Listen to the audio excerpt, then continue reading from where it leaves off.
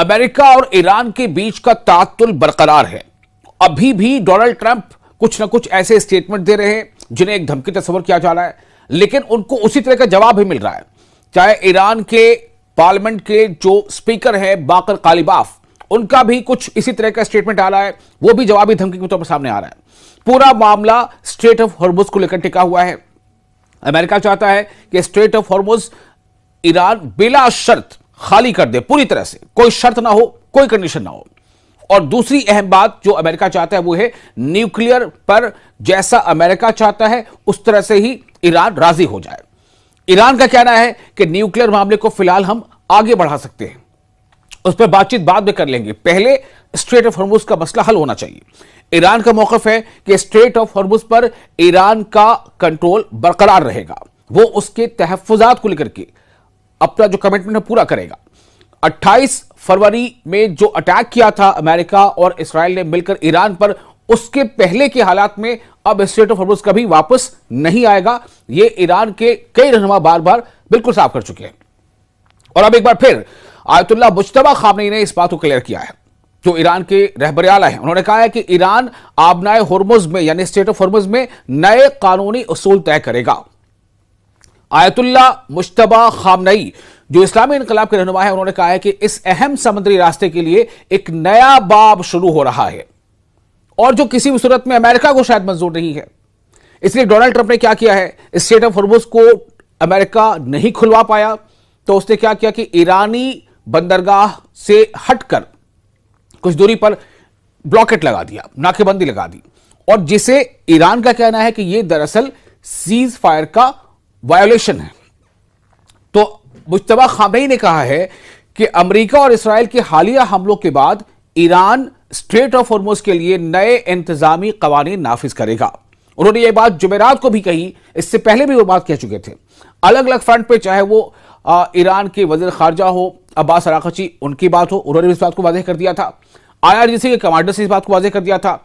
बाकर कालिबाफ जो ईरान के पार्लियामेंट के स्पीकर है, उन्होंने इस बात को वाज़ेह कर दिया है।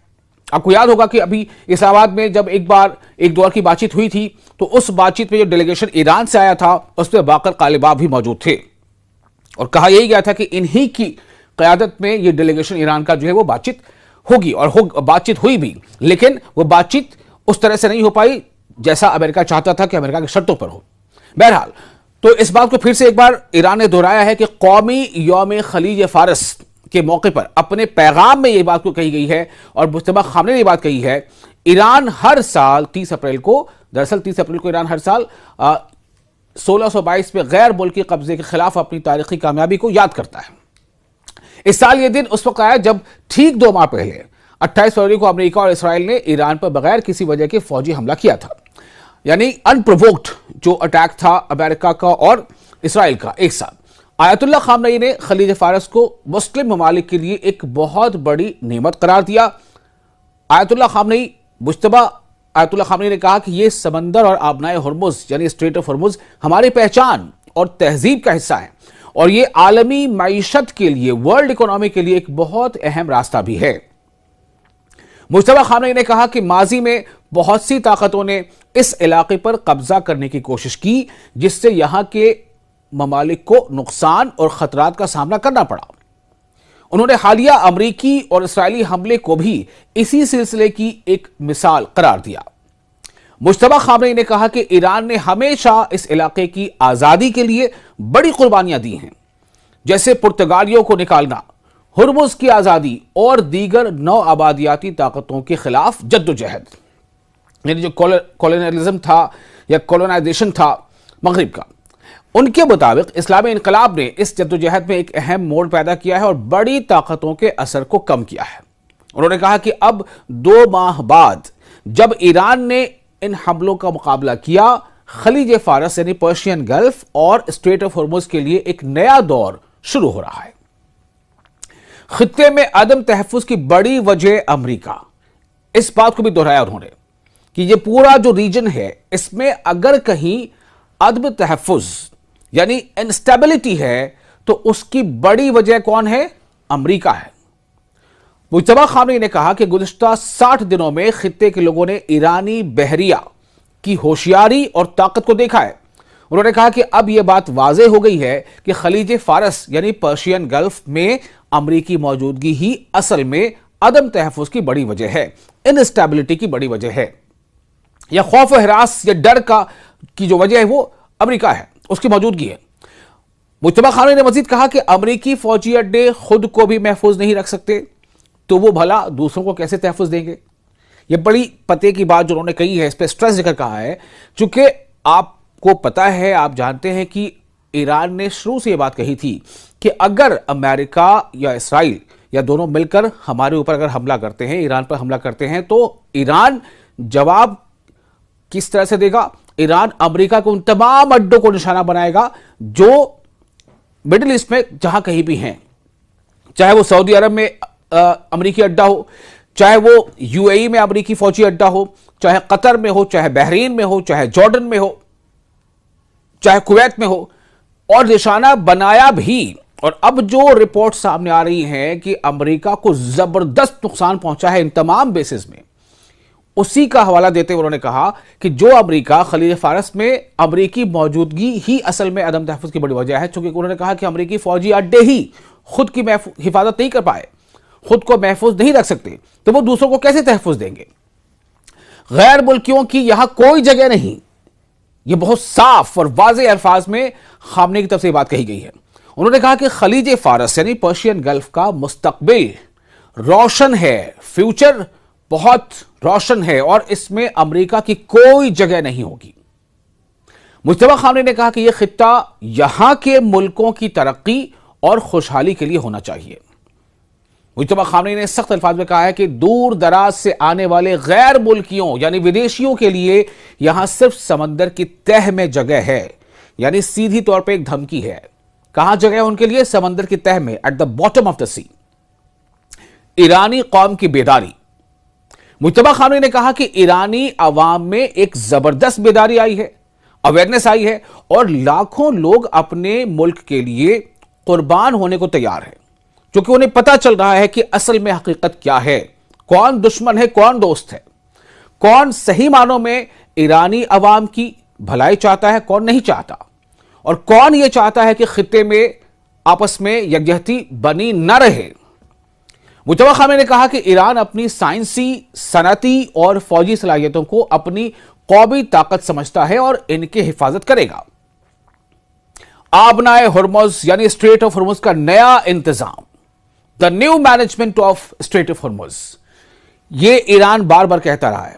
मैंने आपको इब्तदाइया में ही कहा, शुरू में आपसे बताया था कि ईरान का मौक़िफ़ पहले से यह था कि 28 फरवरी में जो अमेरिका और इसराइल ने हमला किया, अनप्रोवोक्ड एग्रेशन जो अमेरिका और इसराइल का था ईरान पर, अब उससे पहले की जो सूरत हाल थी स्ट्रेट ऑफ हुर्मुज़ की, अब दोबारा वैसी सूरत हाल नहीं होने वाली।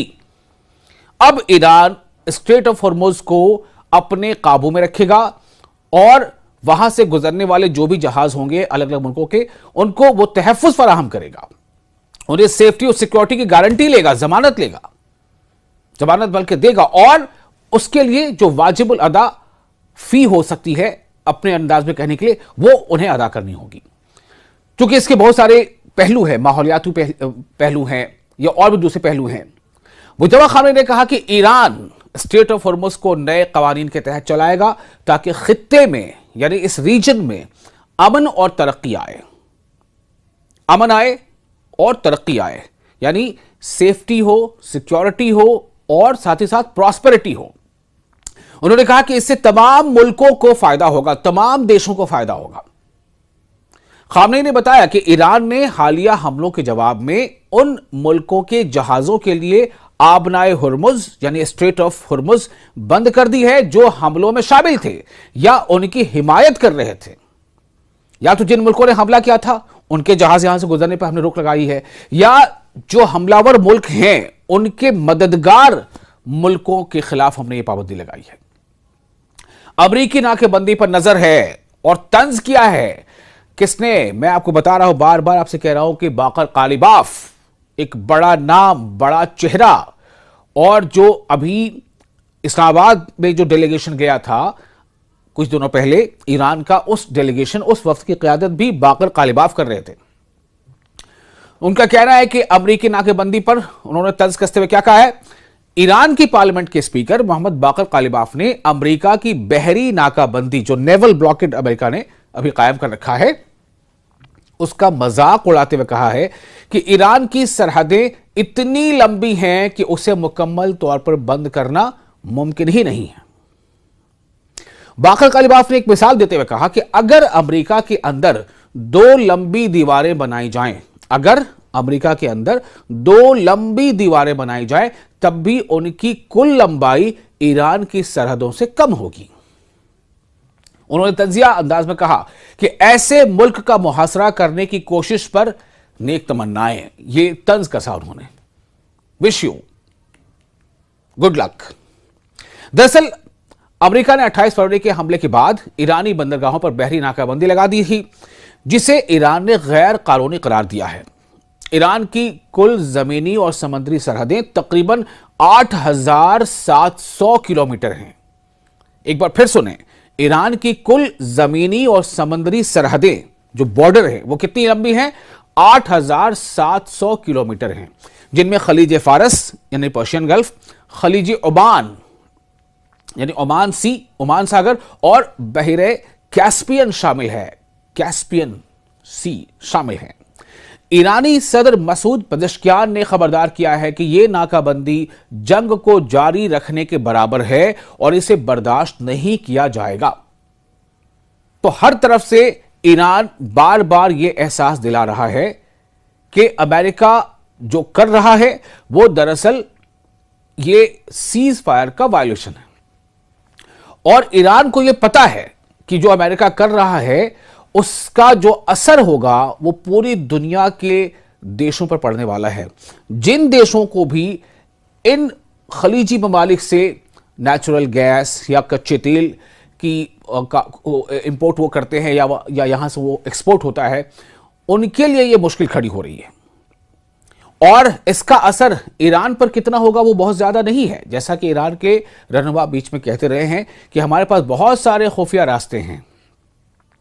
जैसा भी हमने आपको बताया कि 8,700 किलोमीटर इतनी लंबी सरहद है, पूरी समुद्री और जमीनी सरहद मिलाकर ईरान की 8,700 किलोमीटर। तो दरअसल होगा ये, और हो यही रहा है कि अलग अलग जो मुल्क हैं जिनको इन रास्तों से होकर के, यानी जो स्ट्रेट ऑफ हॉर्मुज़ है यहां से होकर के जिनके जहाज गुजरने थे, अभी तो शुरुआती दौर में जो पेट्रोल या कच्चे तेल की बरामदात हो रही है या एक्सपोर्ट जो कर पा रहा था या दूसरे कंट्रीज जो इंपोर्ट कर पा रहे थे, उनको मुश्किलात आ रही हैं। अब उससे बड़ा एक चैलेंज ये आ रहा है कि जो फर्टिलाइजर्स हैं उसकी भी अब कमी अलग अलग देशों में महसूस की जा रही है। और चाहे वो बर्रे सगीर के मुल्क हो, चाहे बांग्लादेश हो, पाकिस्तान हो, हिंदुस्तान हो, आप उधर दूसरी तरफ चाइना का जिक्र कर लें, या फिर यूरोपियन देशों में भी। तो अगर फर्टिलाइजर्स की कमी का मतलब यह हो जाएगा कि जो नेक्स्ट जो भी अभी इरिगेशन होना है, फार्मिंग होनी है, खेती होनी है, उसके लिए जरूरी चीजें अगर नहीं पहुंचेगी तो इसका बहुत ज्यादा लॉन्ग टर्म असर पड़ने जा रहा है। और फर्टिलाइजर्स किसी के लिए भी बहुत जरूरी है, और फर्टिलाइजर्स का एक बड़ा हिस्सा इन्हीं ममालिक से जाता है, जितने भी जो गल्फ कंट्रीज हैं, यही रास्ता है उसके लिए खास तौर से। तो इसी रास्ते पर अगर अमेरिका ने ये नाकेबंदी और ज्यादा इसको लिंगर किया तो इसका असर क्या पड़ेगा? इसके असर से ईरान पर असर जितना पड़ेगा उससे कहीं ज्यादा असर अलग अलग मुल्कों पर पड़ रहा है और पड़ेगा। अभी आपको पता है कि जो कच्चे तेल की कीमत है वो क्रूड ऑयल जिसे हम कहते हैं कच्चा तेल, उसकी 120 डॉलर से ऊपर कीमत हो गई है फी बैरल, 120 डॉलर फी बैरल। खुद अकेले अमेरिका में, जबकि अमेरिका खुद भी तेल प्रोड्यूस करता है और अमेरिका के पास बहुत सारे दूसरे जराए भी हैं तेल प्रोड्यूस करने, उसके बावजूद वहां पर चूंकि कंजम्पशन इतना है कि अमेरिका में जो वहां के आम लोग हैं उनके लिए तेल की कीमतें वहां ज्यादा हो गई हैं। वहां तेल की कीमत पहले से ज्यादा महंगी हो गई है और इससे वहां के लोगों की परेशानियां बढ़ गई हैं।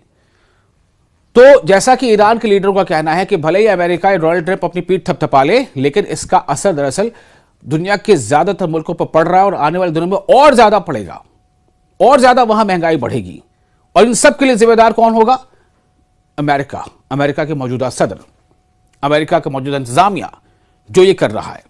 और खुले अल्फाज में ईरान बार बार ये कह रहा है कि स्ट्रेट ऑफ हॉर्मुज़ का कंट्रोल ईरान के हाथ में रहेगा, स्ट्रेट ऑफ हॉर्मुज से जो फायदे हो सकते हैं वो इसी खित्ते के मुल्क, चाहे उसमें ईरान हो, ओमान हो या दूसरे जितने भी और खलीजी ममालिक हैं, उनका होगा। और साथ ही साथ ये भी एहसास करा रहा है अमेरिका को, ईरान, के अमेरिका या गैर मुल्कियों की मौजूदगी इस खित्ते में फौजी अड्डे की शक्ल में, बेसेस की शक्ल में, उसके दिन अब लद गए वो दिन।